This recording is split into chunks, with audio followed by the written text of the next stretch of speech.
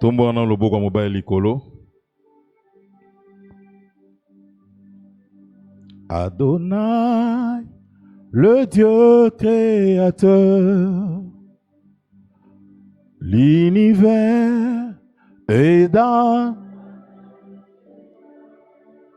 Oh, Adonai, Adonai, Adonai, le Dieu créateur, l'univers est dans ta main, Seigneur. éternel, Éternel est ton nom, Adonai. oui, nos mains sont levées, nous voulons t'adorer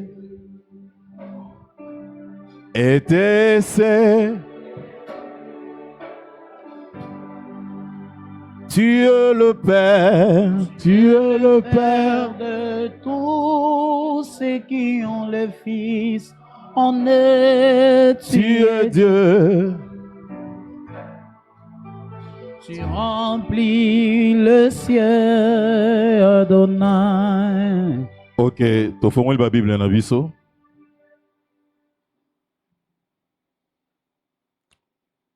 Nazana Psaume 18, 7.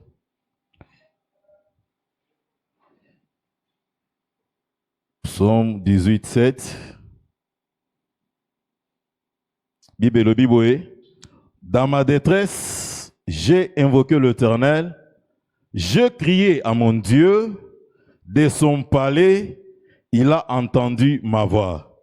Et mon cri est parvenu devant lui à ses oreilles. Psaume 34, 7. Quand un malheureux crie, l'Éternel attend et il les sauve de toutes ses détresses. Amen. Ok, Sozane Sengo, au PC 5 personnes mbote en église. Au Yébissier, mon cri sera attendu. Okomoni zana ndeko moko akotele mazoze là-bas pesa e kende pesa e botola e lipamboli.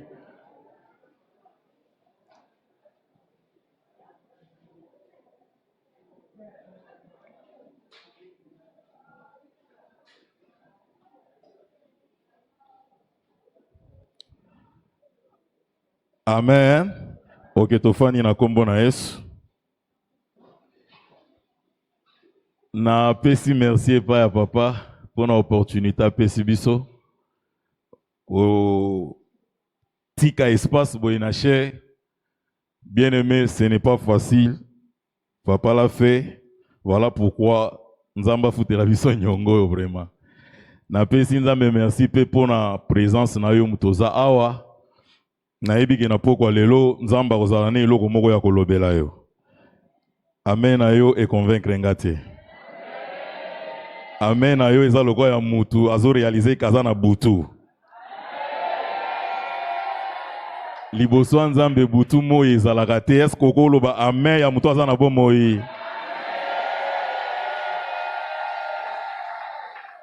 Amen. Ok, je sais que mulio mosanto kosunga pe mutu moko après message oyo akozala édifié. Bien-aimé, n'a pas mboli nzambe parce que mera eza église nanga ya suka au fait lité nanga ya suka na Luanda yangoyo après avoir koleka na ba église moi mingi awa na Kishasa nzambe azwa lokumu pona yango et je sais suka eleki ebandeli parce que tozawa na butwa lelo kolo akosa la grâce. Nazana posa lelo to partager sur eloko moko eza très important. Des fois to salaka yango mais to tenaka compte na yango te. To salaka yango mais to comprenaka portée nango te spirituel. To salaka yango mais to comprenaka peut-être signification na yango te. Je sais que na butwa lelo nzamba kosala biso grâce to comprendre yango, pe finalement, soki to sala yango mieux sachant pour porter nango spirituel. Na yebi ke toza na 40 jours, et thème na biso ya munene eza bruit pour bâtir. Eza bongo, n'est-ce pas?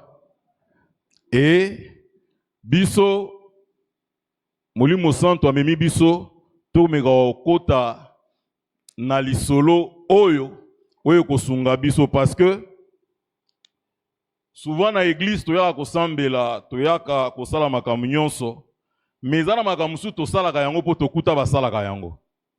Eza na makambo mosusu tosalaka yango po finalement toyokaka lisolo ke il faut kosala yango. La plupart des cas tosalaka makambo ebele justement parce que tant tozaki na kati église, okotaka na kati église mukolo ya liboso, okutaka basalaka yango. Voilà pourquoi lelo je vais me baser sur l'écrit. Yebi som toza pembeni na yo l'écrit. Est-ce que vous yebise bien? Bien aimé, sous thème nangeza, mon cri sera attendu. Cri nanga ekoyokana.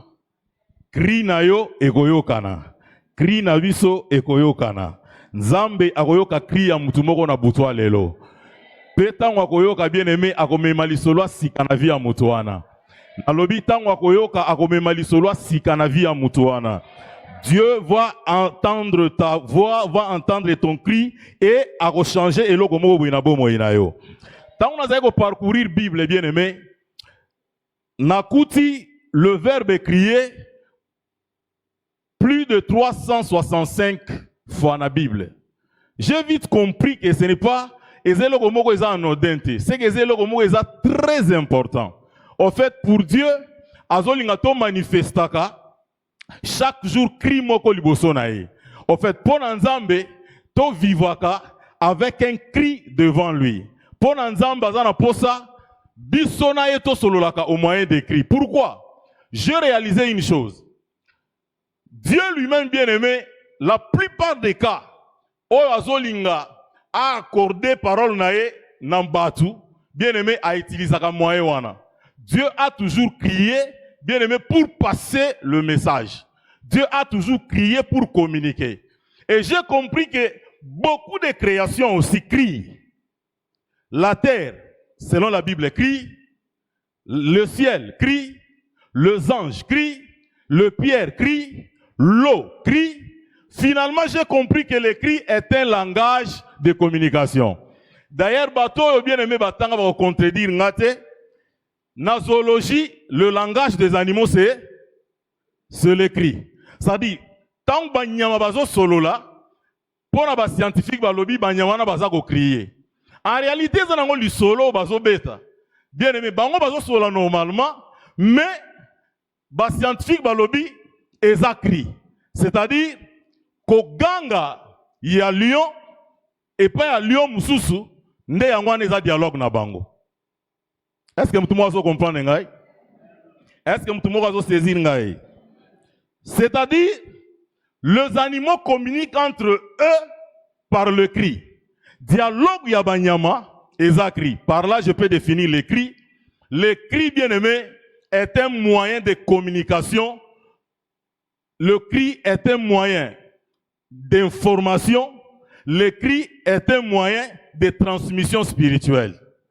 C'est-à-dire, lorsque tu cries, tu transmets quelque chose. Lorsque tu cries, bien aimé, tu informes quelque chose. Lorsque tu cries, tu partages quelque chose.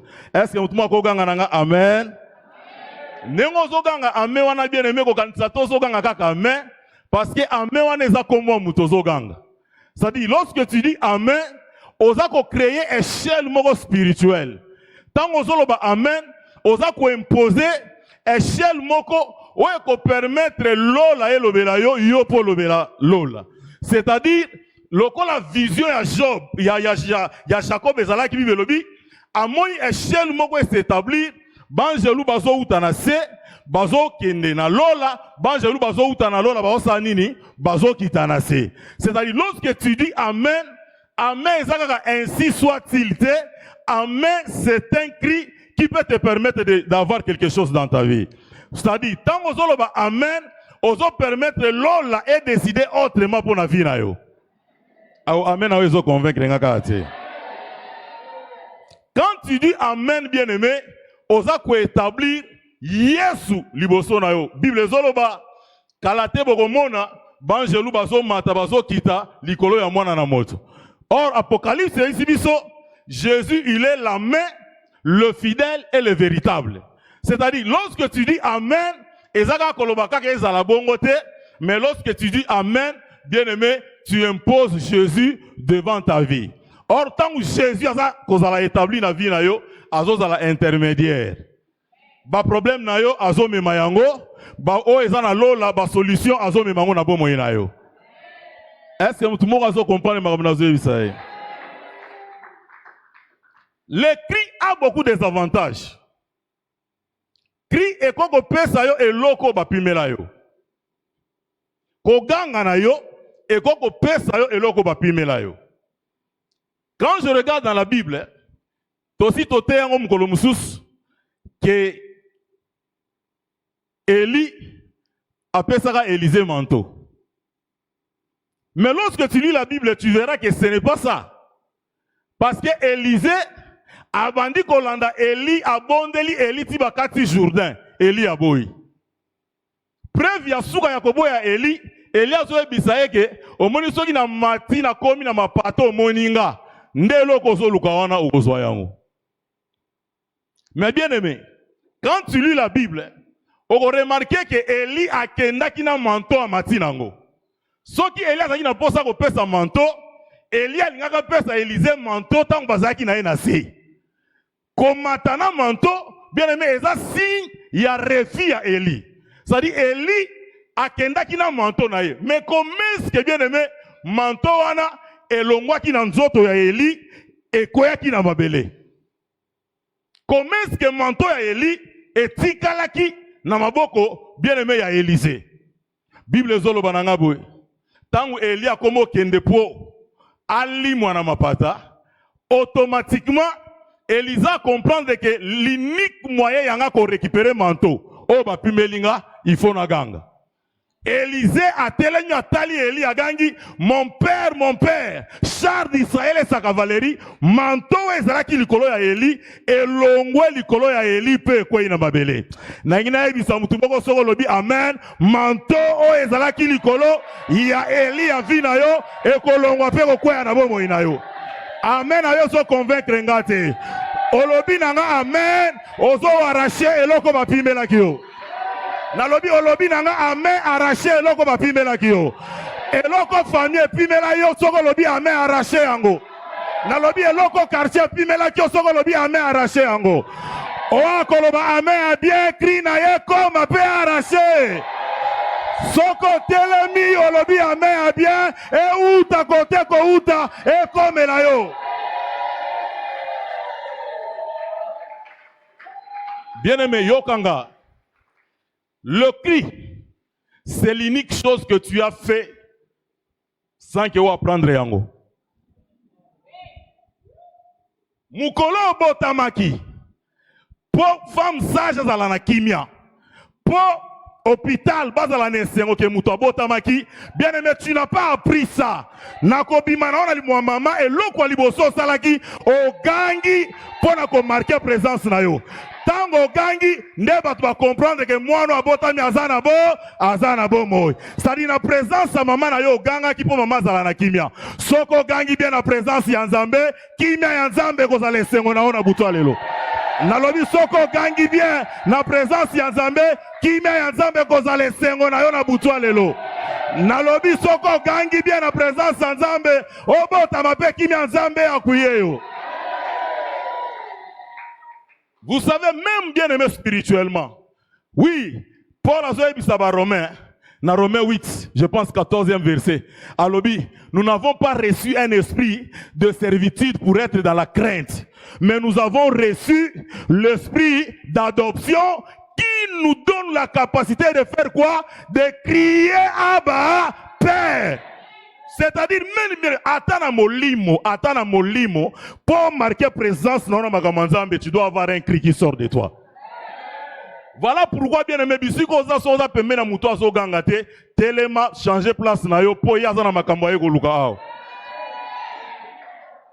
Ton cri peut changer beaucoup de choses. Awa na Kinshasa bolobaka omoni ndoki. Yo moko zo mituna te pourquoi bolobate omoni ndoki reverser balobi belela parce que le cri a la possibilité d'imposer ta supériorité. Celui bien-aimé qui crie, il impose sa supériorité. Tu ne peux pas entrer dans le bureau de ton chef en train de crier. Si on continue dans le bureau du chef bien-aimé, attends aux qui n'a raison. Yé kakande fa gangela yo. Ceux qui ont gagné, c'est que nous décidé de l'ongolo dans salle. Pourquoi? Parce que le cri impose la supériorité. Des mots bien-aimés, l'unique langage des mots yokaka, c'est le cri. Nanu na mona nanga pasteur tazo bimisa milimu mabe na biso bimako kendeko na posa note kende. Bien-aimé, quand tu es devant le démon langage doit comprendre c'est le cri. Voilà pourquoi tato za liboso ba démon, on doit crier sur ces démons là pour ba démon ana ba dégager na bisuko lingi ba dégager. Olobi nanga amen démon wa bloquer wa dégager. Nabi olobi nanga amen démon wa bloquer wa dégager. Olobi amen des mots à bloquer à dégager. Oh, Betty Maboko olobi amen des mots à bloquer à dégager. Cause la note qui après na koya ko bondela. On a osalo, c'est déjà une prière. En pleine prédication na sina mona miom. Toza na cher kan ni na zaboy. Miom e bimi mama moko kuna. Kaka nongo zo ganga wana. Il y a de ces choses bien aimées. Oh, l'eau le permettre ça, manabo moinayo. Oh, amen, awe convaincre ngate. Le cri bien aimé peut amener la vie là où il y avait la mort.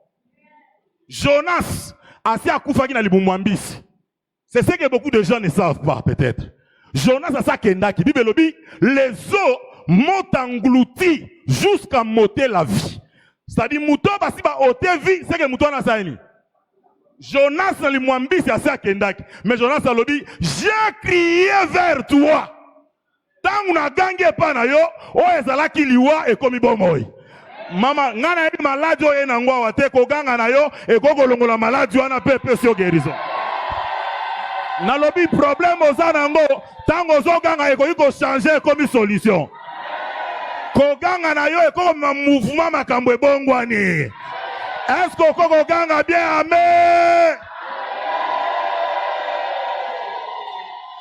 Yo ganga bien aimé. Ba komi liboso ya Jéricho. Jéricho est la forteresse o esisa Josué Maël. Vous savez pourquoi Josué silaki Maël? Josué bandi ko réfléchir. Banda azalana Moïse. Amona bikama Moïse asala. Mais il y avait une chose qui le permettait, il y a ça la bikama wana boyebi ezani, eza bâton na ye. Lingenda Moïse, nde banda ko permettre ya ça la miracle. Ce qu'on Nzambe a remplacé Josué, Josué azokuta na ba problème, mais lingenda ya Moïse akenda nango na ngomba bande kenda ya soute. Devant Jéricho, au sa ndeni. Bien-aimé okana ebisayo. Ba expérience abatu mususu eza likambo na yo te. Banzela batu musu balekela eza likambo na yo te. Nalobi soki mutu mususu asali mukie azui komi tungisa te eza makambo na ye. Mutu na mutu bien-aimé azana appel azana ndenge nzamba bengela ye na ba promesse oyo nzamba tia likolo na ye. Soki Josué olingi nzamba utiliser ona lingenda nenga utiliser ki Moïse oko échouer. Pauvre mer rouge pour Moïse et esenga soulever lingenda. Mais Jourdain pour Josué et esenga bampaka bakotsa lokolo. Ça dit tokzana biso na bonzambe mais tokokani na makambo nzamba salela kabiso. Je ne peux pas bien aimer attendre nzamba salela nga nenga salela edina bala eza edina bala nga ezangai. Nakozela tenzambe asalela nga nenga salela kantoma na biso papa Christophe yeza ye ngai na zangai. Mutu na mutu bien aimé azana banzela na ye. Mais c'est que je te rassure, le cri peut résoudre et loko yo bien aimé et tikala ko résoudre te bambula na bambula. Liboso ya Jéricho Maël esili Josué. Mais Jéricho to kolega ndenge nini? Bien aimé, Jéricho est la création ya Nzambete. Ce n'est pas quelque chose de naturel. Jéricho est la création humaine. C'est-à-dire, basala yango à cause ya Israël. Jéricho batonga yango te pona batu mususu. En fait, basali Jéricho à cause ya makelele ya ba victoire ya Israël. Rahab azoye bisa ba espio balobi ba victoire nyonso banda ikozwa to banda koyoka makelele nango. Si bozo leka bozo gagner ba mboka nyonso tozo yoka makelele nango. C'est-à-dire Josué a telemi liboso ya forteresse ya impossibilité. Aosala ndengeni. Akoleka ndengeni. Aokende wapi? Ndeko nanga. Bible zoloba nanga. Josué ke ko consulter Nzambe. Ngana za kanisa Nzambe ko yebisa e kota zwa ba produit chimique obosala Hiroshima. Bobuaka na Jéricho. Nzambe yebisi Josué komitungisa te. Il y a une arme oyo boko utiliser. Arme wana bosali la kango mais boye baka porter nango spiritualité. Arme wana mbala mususu ekomela kabino na église bosali yango mais porter nango spirituel ezalaka te Josué. Voilà pourquoi nazo peso ordre na Josué 6:10. Alobi nazo peso ordre. Yebisa bana Israël bako ganga. Après avoir koganga boko sala tour ya Jéricho. Après trompette gobeta bako ganga lisu makasi bokomona makambo ekosalam. Comment est-ce que Elohim Nzambe monene Nzamba ba toute possibilité aza ko miser na eloko eza ko semble banal na eloko eza ko semble eloko mutu nyonso ako sala ngo d'une manière ou d'une autre Nzamba komisa yango nzela ya solution pour na Josué na Israël. Josué aya telemi liboso ya Israël alobi naza na ordre o nazwe pa na Nzambe eloko boko sala boko ganga te ti mukolo nga na kopesa bino ordre soke na 20e verset nango bien aimé Bible zoloba ba telemi liboso ya Jéricho Israël asaini agangi tangu bagangi trompette beti 7 fois Bible lobi bagangi lisusu makasi tangu bagangi makasi mira Jéricho esai nini ekwe. C'est que même na koganga ezana niveau ya koganga. Au moins bato bomona na église pendant que bazo selo mon église ou bien bazo teya au moins mutu na comme le roi liboma la plupart bato ndengwa na Nzamba sela ba makambo minene. Au moins bato bazaka ne sengo soka une église ane sengo moko boye vous sentez kazane sengo bien aimé. Au moment où bato bon après quelques jours, vient mutuane zu accélération moko ya kosakanate.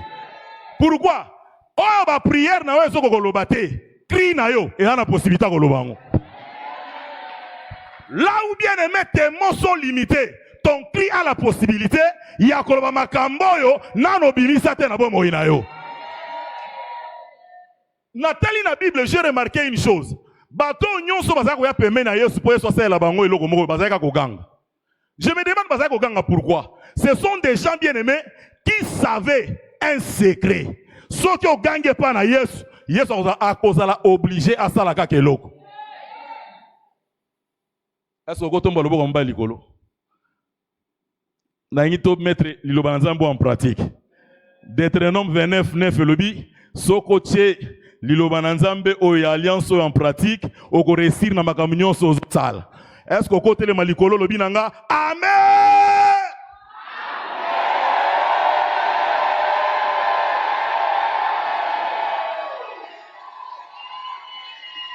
Fondanayo.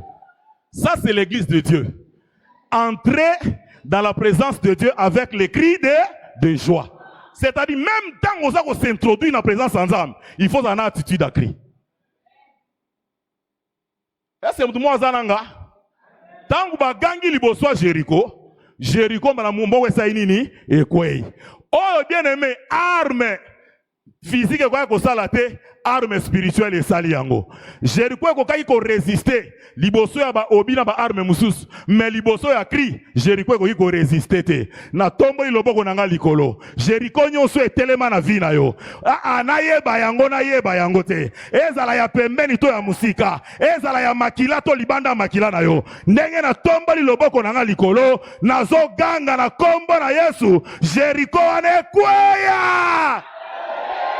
Nalobi ekwaya! Nalobi ekwaya! Au nom de... Le 40e jour ya mabonde na biso. 25e, n'est-ce pas? C'est-à-dire, Tobandiang on a le 24 et Toyo Succès on a le 25. C'est ça bon, non? C'est-à-dire, oui, même qui se bandaki na 23h45, non? C'est que Tobandi lobi, non? C'est pas ça? Toyo Succès on le lo. Problème nanga. Ezaki chiffre 24. Bato baye na veye oyo. Bien aimé, boye na veye aba toute possibilité. Nayebi saka batu. Soki nzamba linga salela batu bolamu, asala katuna bonzambe na batu musuba zalate. Oyebi soki nzamba linga pambola Jacob, akosala tout ezawaki ezamba. Ezawa zana zamba zo kanisaka osa la volonté nzambe ma réalité eza opportunité pesi na Jacob po pambolam. Mutu aye na poko lelo te apesi opportunité o pambolama. Nalobi mutu aye na poko lelo te apesi opportunité o pambolama. Nalobi mutu aye na poko lelo te apesi possibilité o kota na ba possibilité ensemble. Chiffre 24 bien aimé, eza chiffre il y a totalité. Oui, et là, chiffre, il y a totalité. Voilà pourquoi il existe les 12 patriarches et les 12 apôtres. C'est-à-dire, quand le 24 est là, devant Dieu, bien aimé, chaque vieillard a un droit à trône. Chaque vieillard a un droit à trône. C'est-à-dire, ceux qui bien aimé, osa qu'on navigue dans le chiffre 24, osa un droit à trône. Nalobi na famille na yo soki bozaka na muto makasi te yondo zo fanda na trône wana ya bato makasi. Nalobi yondo zo fanda na trône ya bato makasi ya famille. Nalobi famille bana ko dépendre na liloba na yo po basala likambo. Oyo yo zo décider yango famille bakoyoka. Na butwa lelo maloba na yo ezoko maloba ya famille mobimba. Nalobi soki Joseph azalaki Juda te, mais amemaki royauté na vie ya ba Juda, na vie ya ba Ruben, na vie ya Israël, yo pe quel que soit état na ona poko lelo, Zamba azo pesa yo trône, azo pesa yo trône. Likolo na yo, bakoya na Goshen, bako dépendre na yo. Je ne sais pas pourquoi Nzamba meminga na makambo 24 oyo. Je suis trop sûr que Boutoua Lelo, Eza Boutou, il y a un mouvement na vie à Moutoumoro Boy. Tant que bien aimé battre une soit Jéricho, Jéricho est quoi? Après quelques temps, Yoshua Hamashia, Yesu, la main, le véritable, le Saint d'Israël, aye, yepe, à côté de Jéricho. Tant à côté de Jéricho, ezalaki na aveugle moko azawana. Soko tangi na Matthieu, bakoye bisayo bazaki mibale. Soko tangi l'évangile mususu, bakotangi lo kombo ke azalaki moko Bartimée. Alléluia. Mais tout ce que je sais, ezalaki kaya ba aveugle. Tant à côté na Jéricho, na kobima na ya Jéricho, Bartimée lobi l'unique façon yanga kobikawa ezaka na sani. Sona gangite. Nakotika l'aveugle. Sona likambunanga eza likambu ya prière kakate. Likambunanga eza kosa nini koganga. L'unique façon o aveuglement nanga kokweya eza kana koganga. Bartima tunina nywana ba ebisi kasi Yesu. Asi akotaki na minute akomo kende ndenga zo kende wana esili. Bartima lobi ekosila te. Yesu ana nyongo nanga. Yesu ana nini na nyongo nanga. Bartima gangi fils de David. Na fongole lio parenthèse. Pourquoi Bartima ganga fils de David? Nani ayebisaka Bartimée que Yesu est fils de David? Bartimée bien aimé azaki pharisien te po ayeba ke ezaki na fils moko boye David. Bartimée atikala kokota na église moko te. Mais qui avait informé à Bartimée que Jésus est le fils de David? Problème non bien aimé, quand tu cries, il ne faut pas crier pour crier, mais il faut crier avec révélation. Il ne faut pas crier pour crier. C'est-à-dire, lorsque tu cries, motema na yo, il faut la crier aux autres crier. Likanisi na yo, il faut loba et loko aux luke pa inazam. Pendant que tu cries, ta pensée bien aimée, il faut se situer dans loko aux autres kanisa genzamba ko pesa yo. D'ailleurs, c'est cela la foi. La foi est une main tendue qui croit que Dieu va offrir. C'est-à-dire, quand je crois, bien aimé, naebi genzamba ko finir ko sa nini, ko tia et loko. Non, ok bien. Est-ce qu'on a encore continué? Bien aimé, pourquoi il a crié fils de David? David, Azam Moutonga na otoyebi. Mais David a bota pe ban ebele. Avant David pe batu bazalaki. Est-ce que Bartimée sera le fils d'Abraham? Aosa alisum. So Bartimée le fils de Jacob, aosa alisum. Kouto akolo ba fils de Judas, pour Yesu yemo kazana identité wana, les lions de la tribu de. Et oka kozala mieux aloba fils de Judas. Et ça correct. Mais pourquoi Bartimée a dit fils de David? Il y a ceci. Un jour, bien aimé, pendant que David azokima, Saoul a keko bombana na grotte y'Adulam pendant quelque temps. Pourquoi? Parce que Saoul a ko luka bomaye. Bien aimé, David, après avoir ko yoka sango que Saoul a koufi, David a dit non. Dans une décision, fona kota na Jérusalem. À l'époque, Jérusalem, ezaki Jérusalem te, ezaki Jebus. Et Jebus, ezaki mboka ya ba Jebusien. C'est-à-dire, ezaki mboka ya batu. Mais David, selon révélation d'Amba Pesa qui est, il faut azwa Jérusalem, a komisa yango Jérusalem. C'est-à-dire, Jebus est comme à Jérusalem, ville de paix. Bisika ou akocha, royaume ou akocha, principauté ou encore royauté naïe. Pendant que bien aimé David a zolinga qui ne bundi sabango, roi ya ba Jebusien, ayebisi David, yo za na makasi moko te ya bundi sabiso. D'ailleurs, biso to bundana yote. Bakoka na biso, bakoka ba boite, ba paralytique na biso, na ba aveugle na biso mutu ba bundisa yo. Et suis David na motema. Comment ngai l'homme selon le cœur de Dieu? Ngai mutunzamba tambola nanga pesanga urs na lion na zamba. Nga mutunzamba pesanga Goliath. Yo zwa koloba ke yo bokobunda na biso te, bokotindela nga ba aveugle na ba paralytique. Quelle honte bozo sala ngai. David alobi na zobunda. David abundi nzamba linga makambo abongo. Bien aimé, so makambo komo komelo bololo, c'est là parce que eza usine ya production ya makambo malamu na vie na yo. So moni ba problème ba difficulté, eza ko se succéder, eza ko landana, ko le laté. Bien aimé, toute parole prophétique de Dieu commence par son contraire. Lorsque Dieu veut te bénir, il va commencer par son contraire. Soka lobi na on peso kana, c'est ka engagé on bitumba. Soka lobi na on peso Jéricho, c'est ka engagé on bitumba. Jéricho eza na maboko na yo, mais il faut bunda pour posséder yango.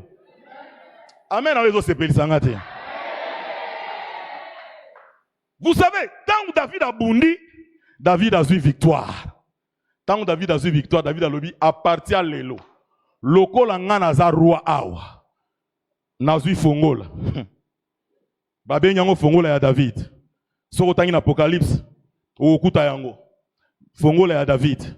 David a lobby à partir de l'élo. Na kangi porte. Baboite. Na ba aveugle aussi longtemps ngana na bokonzi ba okota wate azu fongo la sani akangi ba okota te ba oya salani ba laki sujet ya mokeri nanga ba okota te. Bien aimé, Après quelque temps, David a eu qui pose ça. Il y a Rosalela. Famille à Saoul Bolam à cause de Jonathan. Bien-aimé, le bienfait, ils n'ont perdu jamais. Bolam oyo sala pona bato. Bien-aimé obungi sate. Mbala musu mutuana Rosalela te, menzambe ya mutuana Rosalela yo. David a su posa Rosala Bolam. David a tourné. Nanya koko yeba, mutu moko atikala na bomo ina famille à Saoul. Chiba, ozala ki serviteur à Saoul a yebi si David. Oui, ngana yebi. Mais problème ya muto ngana yebi, azana le débat, mais ana problème. Problème na yeza ke makolo sa nini. E katana or yo zo fongo lo sala nini, moyen to koti sa ye ezate. Po yo mondo kanga fongola. Yondo zana fongola. Yondo kanga ki fongola. Yo mondo lobaki, moyen ko kana avec le bako ezate. David a lobi, ok, lokola ya fongola nanga. Ngane munakanga ki a partir de longa pe munasai nini. A fongoli pona banani, baboate. Est-ce que moi zo kanga? Po muto falaka kota azaki nani? Boate. Bayena Mephibosheth. Ndeko nanga, so nzamba linga sa elo bolama kotala ba défaut na yote. Na lobi so nzamba linga sa elo bolama kotala makolo na yote. Akotala te komoni mutuana azabo ya zaboye. Nzambe so linga sa elo bolama ko salela o Pascal linga ko sa elo bolama. Na poko lelo zala Mephibosheth avina yo. Zala Mephibosheth avina yo. Na lobi zala Mephibosheth avina yo. Olobi amen a bien nzamba fandi sa ona mesa na ye. Na lobi olobi amen a bien nzamba fandi sa ona mesa na ye. David a lobi ok, bokendo soye. Baye bazuye. C'est-à-dire David a résoudre problème ya catégorie moko ya bato. A résoudre problème ya paralytique. Ba paralytique ko bazaki na droite, bazui droit ya kokota na ville de paix Jérusalem. Ba komi libre. Ba paralytique, moyen baza la condamner zate. Bien-aimé, David a sa sala ki yango. David a soukeli wana. Ba aveugle, batika ina problème. Ba paralytique bazui solution, mais ba aveugle batika ina na problème. En Apocalypse, ça se bisabiso, Jésus, on va détenir clair à David, il est le fils de, c'est-à-dire, papa David a tika ba problème, oyo bana faut ba résoudre. Yo kana ebisa yo, ba problème mususu yo kuta na famille na yo, komi tungisa rapport na yango te, yo ndo za solution ba problème a famille na yo. Nalobi kobota mamobola ezali kambuna yo te, mais kokufa mobola nde ezali kambuna yo. Parce que tu as un choix à faire. Ba problème eza na famille na yo, yondo za solution ya famille. Yondo za solution ya famille. Nazoka mongongo moko zo uta na kati na ngezo lo bana ebisa yo, soki bozaka na ndako ya famille te na famille na bino, yondo ko somba lupango ya famille, pe okotonga ndako ya famille. Nalobi yondo ko somba lupango ya famille, pe okotonga ndako ya famille. Olobi na nga amen a bien, zwa mbongo pe tonga. Vous savez, et là, c'est pesana makambo nzambe ezani. Bible zoloba, tant nzamba sali Adam, alobi na Adam, oko cultiver, pe oko garder. Mais na tangi Bible na nga nyonso, na moni place Adam a cultiver te, na moni pe place Adam a garder te. Mais bana na yeo ya botaki, Kayen na Abel, Bible lobi, Kayen azalaki nani? Azalaki cultivateur, Abel azalaki nani? Azalaki berger. Sadi makambo Adam salaki te. Bakbaye ko salango bana na ye. Makambo baboti no basala te. Yondo za na possibilité ko sala yango. Voilà pourquoi bien aimé ko kondana ka baboti na yote. Bango bakoko zala ba échouer, mais échec na bango eza ya yote. Bango soke simba kite, yo za na possibilité simba na bomo ina yo. Na lobi yo za na possibilité simba na bomo ina yo. Olobi na nga ame transfert salama, yo simba na vina yo. Yo kanga, tangu bien aimé, Yesu, azoleka, Bartima comprendre que David a fait sa solution na bakoka, mais na ba aveugle, David a fait sa solution. Alors l'unique personne où a la possibilité de ma solution, c'est son fils. Tant que il dit que Yesu azoleka. Bartima comprend que c'est le fils de David qui passe. Bartima gangi, fils de David. Osunga babakoka, mais obosana biso ba aveugle. Yondo za l'unique personne, o azana clé ya ko fongola, o David atika, yo fongola po biso tomona. Na pokwa lelo, nazo présenter le fils de David. Nalobi na présenter le fils de David. Nazana mafuta te ya kolakisa yo. Nazana mai te ya kopesa yo. Nazana eloko te ya kopesa yo. Le fils de David, c'est l'unique wa kofutelo banyongo. Nalobi c'est l'unique wa kofutelo makamu nyonso. Nalobi c'est l'unique wa kosiliso makamu na yo. Olobi na nga amen. Le fils de David akota na vie na yo. Tangu bien aimé Bartima comprendre bien nazokufa naye. Agangi fils de David, aie pitié de moi. Bato bazaki pembeni naye, babiche. Tangu azo leka to tikali koyoka tamu tumoko ta benge fils de David. Bato nyoso bazo benge kaka l'homme de Galilée, bazo benge kaka le fils de l'homme. Bazo benge na bakombo nyonso. Mais ndenge ni Bartima zo benga fils de David. Yes kota zalaki, tangu ba benge fils de David, Bible lobi atelemi. Ndeko nanga, yes akotema na likambo na yo. Est-ce que vous ganga bien? Yes, vous avez na likambo na yo. Est-ce que vous tombe na mongongo bien? Yes, vous avez na likambo na yo. Nalobi likambo kote li 40 jours yo. Avant 40 jours ici là, yes, vous avez na likambo na yo. Nalobi avant 40 jours ici là, yes, vous avez na likambo na yo. Bisika balobaki yo te, yondo zoko mawana na kri na yo. Tango gangi première fois, ba pekisiye. Bartima lobi bato ba opekisanga ndenge nini e ana bato musu basepela kaka no lela kawana tango yo simba te pa na yo bango ba osala fete tango makambo ezokende bien te bango bazoyebisa bato omoni achaka munoko lelo tosuki wapi bien aimé tango Bartima gangi deuxième fois Yesu akoti likambo ya Bartime Yesu atuni Bartime olingi na salela yo nini le cri ezako engager Nzambe atuna yo posana yo.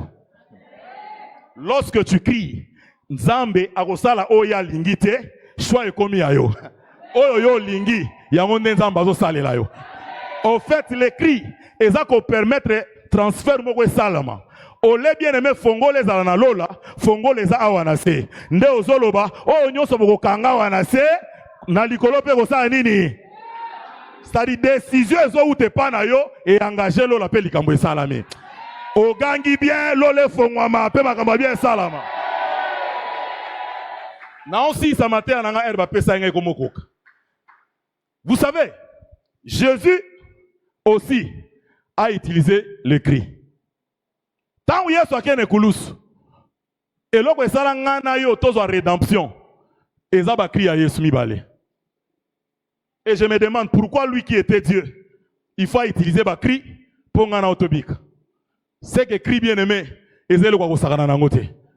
Na ok rapidement dans Matthieu 27, na verset 46, Bible zoloba, Jésus cria à gangini, Eloi, Eloi lama sabachthani. Cria liboso Yesu aganga kine kulus. Mon Dieu, pourquoi m'as-tu abandonné? Ndeko nanga yo kana ebisa yo. Ba cria ba mon Dieu, pourquoi m'as-tu abandonné? Échange à quel côté? Ozana kati église o église oba kipakanga te, o église oba sungaka te, église oba abandonanga. Yo somona ya mutu aleki na ndaku nanga bien aimé ko changer vie na yo te. Yesu aganga, mon Dieu, pourquoi m'as-tu abandonné? Azalaka ka abandonné. Ça n'a rien changé. Bien aimé, lorsque tu cries, ko crier te n'a pas douleur négative, n'a pas douleur ya mutu. C'est-à-dire, oso perdre espoir, c'est comme si makamoko tambola te. Lorsque tu cries, bien aimé, ne crie pas comme un agneau, mais crie comme un lion. Vous savez, Yesu ne kulu so lata bilongimi balé po apesa lobiko. Tangu vieillard, a ota la Jean azolela. Jean olela ni. Jean azolela, mutuni na kofongola livre de vie. Vieillard a ebisi komi tungisa te. Les lions de la tribu de Juda za wa kofongola livre. Tangu Jean abaluki atala na trône, ole amona lion, Jean amoni nini agneau. C'est-à-dire mutu azo fongola livre ana bilongimi balé. Nekulus tangu azo mata ana bilongimi balé. Anatan, o azolo balokola agneau, azanatan, o akolo balokola lion. Tant azolo balokola agneau, ndo yoki, mon Dieu, pourquoi m'as-tu abandonné? Malheureusement, bisope toza bampate. La plupart abandim, balelaga lo bampate. Engaye, famille tikanga, engaye, basundolanga, engaye, babwakisanga. Bien aimé, tant ozole la bongo, Nzambe azo comprendre que nano comprendre te. Nzambe azo comprendre nano comprendre te. Souffrance à Job na vie na ye. Bien aimé, ezaki souffrance o yemoko Job a sepela kaza anango. Livre à Job est dans 42 chapitres, n'est-ce pas? Mais dans 42 chapitres wana, souffrance à Job est dans chapitre à Liboso, tina 38e chapitre. C'est-à-dire livre mobimba, souffrance na souffrance. Mais il y a une église, il y a Job matin, il y a Théac. C'est Dieu qui donne, c'est Dieu qui... Hein? Qui reçoit, n'est-ce pas? Wana Nzambe ya Job. Natangwa douleur. Nzambe nda pesa ki? Nzambe nda salaki nini? Ce qu'on a zotou na église. Nani a pesa ki Job bozui? Oh, bon répondre ngako, sinon on va kribo matsama mungongoko. Nani a pesa ki Job bozui? Nani a botola ki Job bozui? Oh! Nani a pesa ki Job bozui? Nani a botola ki? Satan qui a permission. Nzambe nda pesi permission. Satan nda ko nini? Ko botola. En fait, Nzamba yebaki que na église à Job, à terre après matin à oyo, résistez au diable, hein, il fuira loin de vous. Or na église à Job, et ça église mon Dieu, pourquoi m'as-tu? La Bible dit dans Romains, Dieu ne se répand pas de ses dons et de son appel. Ça dit Nzambe so assez aperçu abato la kalisusu te. Si ko muto Job aloba ki Nzambe abato la Nzambe ni. Est-ce que moi so kangai? Ça dit lorsque bien aimé tu as un enfant de Dieu, le moins la dimension ba ko lela. Ba ba lela avant yo ba kufa ba mona ba twasunga bango te. Longwa agneau, mon Dieu, pourquoi m'as-tu abandonné? Comme un lion. Proverbe Bisanga, le lion avance, mais il ne recule pas. Lion avance, kason agana simate. Et simbate, j'avance. Nalobi, simbate, j'avance. Et simbate, j'avance. Et simbate, j'avance. Et simbate, na oke de liboso. Nalobi, simbate, j'avance. Attends, tu n'as kiminga. Moi, je vais avancer. C'est ce que Bartimée a fait. Non. Lokola bino bo pekisanga po na bolingote. Bo pekisanga po bolingi de costume nanga oyo. Vous ne savez pas ça? Bazaya ko pekisa Bartimée po nani? Parce que aveugle abombaka mbongo na banque te. C'est-à-dire so aya fanya na banda tongo, azui bambongo achaka wapi? Na poka bango ba récupérer ngo, bazui mbongo na bakie ko salela. L'unique souci na bango, eza que Bartimée, yo koko kenayo, mais en tout cas manteau oyo ethical. Bartimée a compris le ah, loko na bino problème na bino eza manteau. Na longole li bino manteau na bino botikala nango, boluka mutu musu bo sala nini, bo remplacer. Na ebisi bando kia vi na yo, bakoluka mutu musu ba ko remplacer na place na yo. Nalobi na ebisi bando kia vi na yo, bakoluka mutu musu ba ko remplacer na place na yo. Nalobi bako luka mutu musu bako remplacer. Lobe logo nanga bako remplacer. Nazoka yo te bako remplacer. Mabulu na bango batimbola ki bako remplacer mutu mususu. Pendant que Yesu agangi mon Dieu, pourquoi m'as-tu abandonné? Rien ne se passe. Mais awa na kolinga mutu mususu nde atangelanga. Kaka na Matthieu 26, 27. 50. Nani ako tangelanga rapidement. Rapidement na komi na suka. Yokanga très bien nazo conclure. Matthieu 27 verset 50. Jésus poussa de nouveau un grand cri. Ah? Jésus poussa de nouveau un grand cri. Dans français so balobi de nouveau, c'est qu'il y avait une première fois, c'est pas ça? C'est-à-dire qu'il a fait à liboso et le kaki et il a poussé de nouveau. C'est-à-dire Nekoulou sur son combien de fois? 2 fois. Mon Dieu, pourquoi Matthieu a abandonné? Na a poussé de nouveau.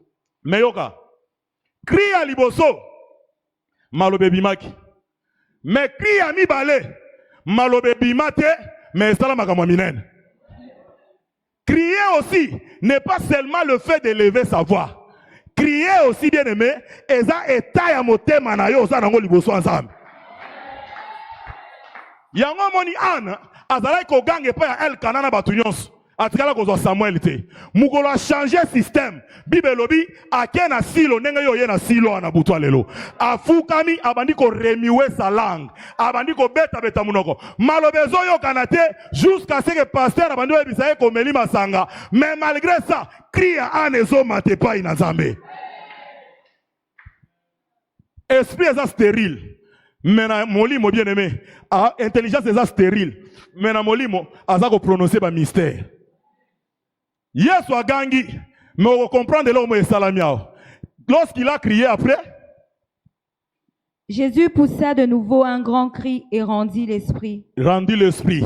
À côté bien aimé, na molimo, à l'ongwe na weza physique. Okay? Et voici, Zelawan. Tangwa gangaki Eloi la masabakatan. Et voici ezalagite. Tangwa gangaki mon Dieu, pourquoi m'as-tu abandonné? Et voici ekotakite. Mais deuxième cri à lion, on a bien le cri oméga, c'est-à-dire cri à souka, tangwa gangi belobi, et voici. Bien aimé, soko gangi bien amen, et voici soko tanavina yo. Nalobi soko gangi bien amen, et voici soko tanavina yo. Nalobi soko gangi amen, et voici kota. Soko gangi amen, et voici kota. Yoga sikoyo, yoga makambo ebandi. Limbisanga moi 5 minutes na lingina zwa. Eza pona bondelisa muke kaka na bondelisa parce que je suis un intercesseur. Amen. Toke voici liboso salami. Et voici, le voile du temple se déchira. Le voile du temple se déchira. Crie à mi balé à Yesu et saini. Et passo livalia. Bien aimé, soko teme lobi na ngana kombo na Yesu. Telema beta maboko loba na kombo na Yesu. Voile nyonso akindoke. Nazoka ote voile nyonso akindoke. Oh balati sanga. Balati sa famille nanga. Ndenge nazo beta maboko awa. Beta maboko beta pena makolo. Lobe longo nanga. Epasuka. Nazoka ote epasuka. Skoyo kanga na lingo sale logo moko. So na ebisio au nom de au sauté au lobby Jésus-Christ. Amen.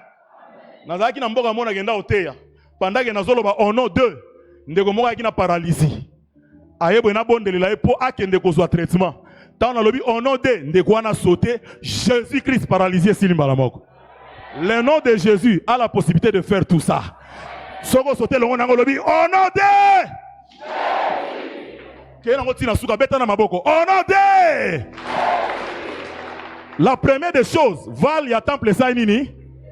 Deuxième chose, ok? Rapidement.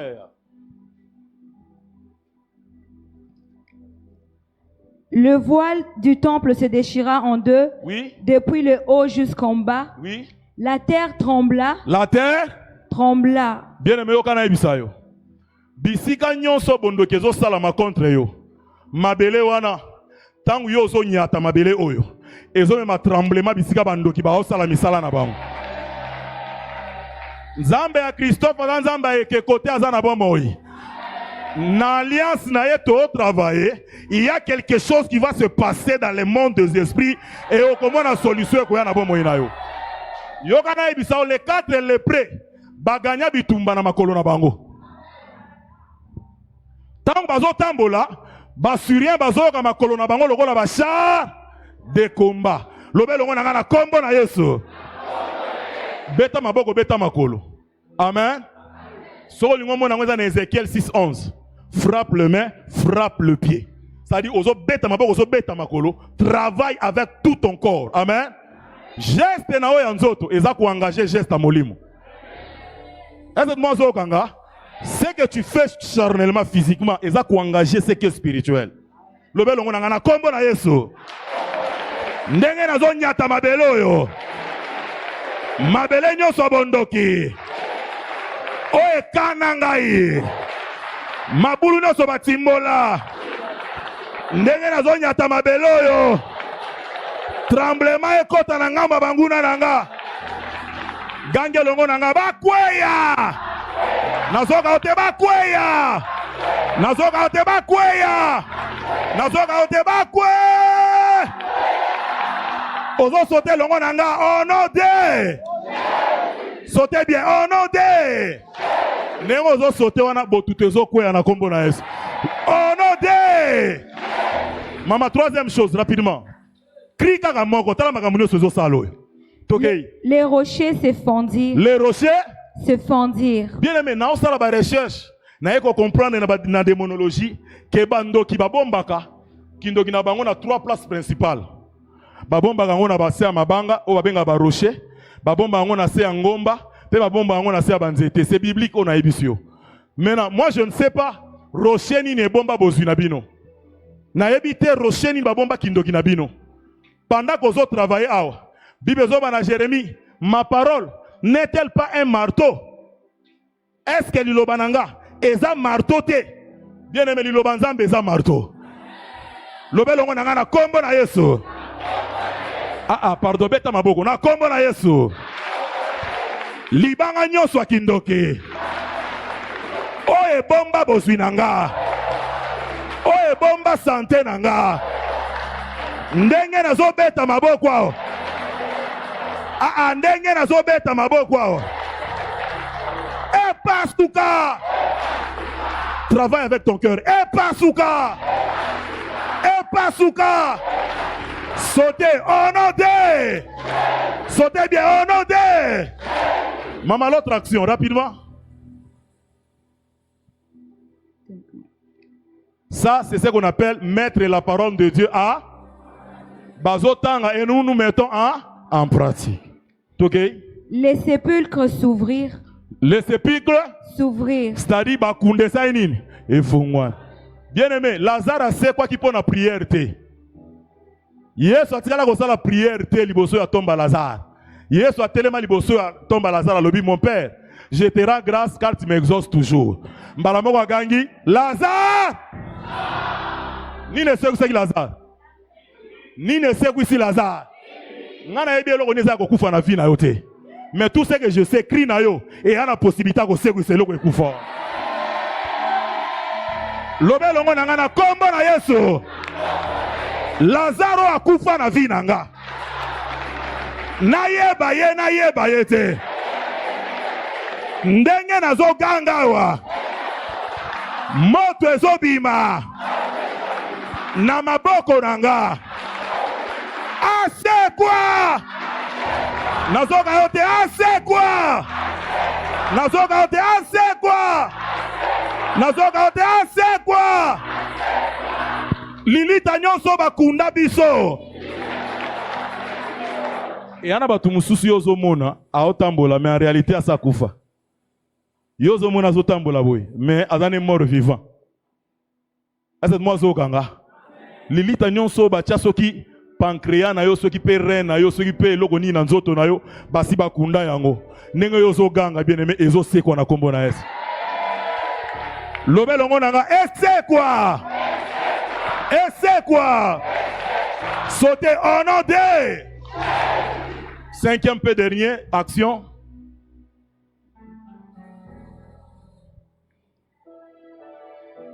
Et plusieurs corps de saints qui étaient morts ressuscitèrent. Bien aimé, nabakindo ke ba famille na biso. Bakozwaka mutu aza malamu na étoile makasi. Ye wana bazwi kindoki basai nini? Ba bloquer. Bao ba ne loko te ko sala na famille batiki bango libre po ba bi ke lokola ye to bloquer ye nde Joseph na bango esile na butu ya lelo mutu nyonso ya malamu ya famille na wazo sekwa na kombo na Yesu. Yoka sikoyo awa tozo sala double action. Muto nyonso atikaki ndako na ye alandaka yo bambula na bambula.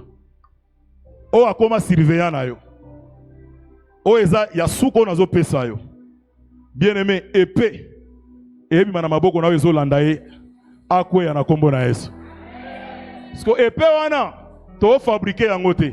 Ézéchiel 26 19 21 19.